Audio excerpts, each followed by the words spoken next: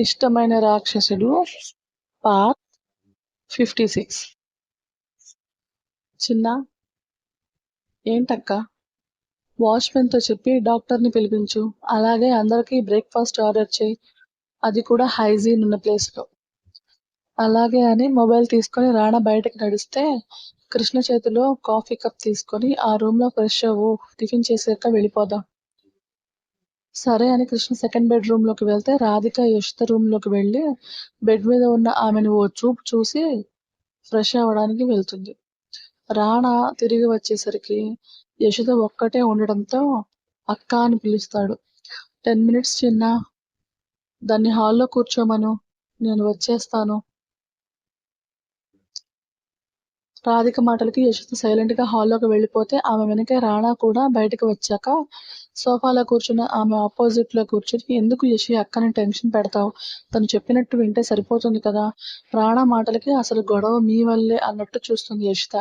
ఆమె భావం అర్థమైన రాణా, ఆల్రెడీ సారీ చెప్పాను, ఇంకేం చేయాలో చెప్పు. మీరేం చేయాల్సిన అవసరం లేదు సార్, నేనే రాధిక మేడం మాట తప్ప ఎవ్వరి మాట వినకూడదని డిసైడ్ అయ్యాను, ఇక ఆ విషయం వదిలేయండి. రాణా ఆమెను సూటిగా చూస్తుంటే తలదించుకుని కూర్చుంటుంది. యశిత సెకండ్ బెడ్రూమ్ నుండి కృష్ణ రాగానే హాల్లో కూర్చుని యశిత దగ్గరికి వెళ్ళి ఆమె పక్కన కూర్చుంటాడు. ఏమైంది అలా ఉన్నావు అని యశిత చేయి పట్టుకుంటాడు కృష్ణ. అతని భుజం మీద తలవాల్చిన యశిత కొంచెం తలనొప్పిగా ఉందన్నయ్య అని కళ్ళు మూసుకుంటుంది. ఆమెకు ఆసరాగా కూర్చున్న కృష్ణ యశిత తల మెల్లిగా నొక్కుతుంటే వాళ్ళిద్దరిని అలానే చూస్తుంటాడు రాణా. ఈలోగా డోర్ బెల్ మోగడంతో ఆర్డర్ చేసిన బ్రేక్ఫాస్ట్ రిసీవ్ చేసుకుని టేబుల్ మీద పెడతాడు రాణా. రాధిక బయటికి రాగానే ఫుడ్ అందరికీ సర్వ్ చేసి యశితకి తినిపించాక తను కూడా టిఫిన్ చేసి డాక్టర్ కోసం వెయిట్ చేస్తారు. డాక్టర్ వచ్చాక యశితని చెక్ చేసి నార్మల్ గానే ఉంది, కానీ ఈరోజు రెస్ట్ తీసుకోనివ్వండి అని చేతికి ఉన్న క్యాన్యులా తీసేస్తుంది. జాగ్రత్తగా ఉండడం ఇది జరిగే పనేనా అని నిట్టూర్చి తన కారులో కృష్ణని యశితని రమ్మని చెప్పి రాణాని ఇంటికి వెళ్ళమని పంపిస్తుంది. కృష్ణని డ్రాప్ చేశాక యశితని తీసుకుని తన మ్యాన్షన్ కి స్టార్ట్ అయిన రాధిక సైలెంట్ గా కూర్చుంటే ఆమె పక్కన ఉన్న యశిత ఆత్రం ఆగక, ఎక్కడికి మేడం అని అడుగుతుంది.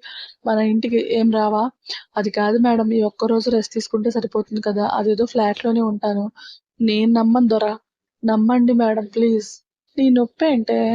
అది రాణా సార్ ముందు నేను కంఫర్ట్ గా ఉండలేను. చిన్న ఆఫీస్కి వెళ్తాడు, నువ్వు నాతో ఉంటావు సరేనా. ఇంకేం మాట్లాడిన రాధిక కోపానికి బలవ్వలేక సరే అంటుంది. మ్యాన్షన్ కి వెళ్ళాక అప్పటికే రెడీ అయిన రాణా రాధిక వచ్చాక ఆమెకు చెప్పి ఆఫీస్ కి స్టార్ట్ అవుతాడు. ఇప్పుడు హ్యాపీనా, వెళ్ళి గెస్ట్ రూమ్ లో నిద్రపో, ఏదైనా పని చేయాలని చూసావో తాట తీస్తా అని వార్నింగ్ ఇచ్చి తన రూమ్ కి వెళ్తుంది. ఏంటో మేడం, ఈ కస్సు బుస్సు మాత్రం తగ్గదు అని నిట్టూర్చి రూమ్ లోకి వెళ్ళిన యశిత బెడ్ మీద వాలి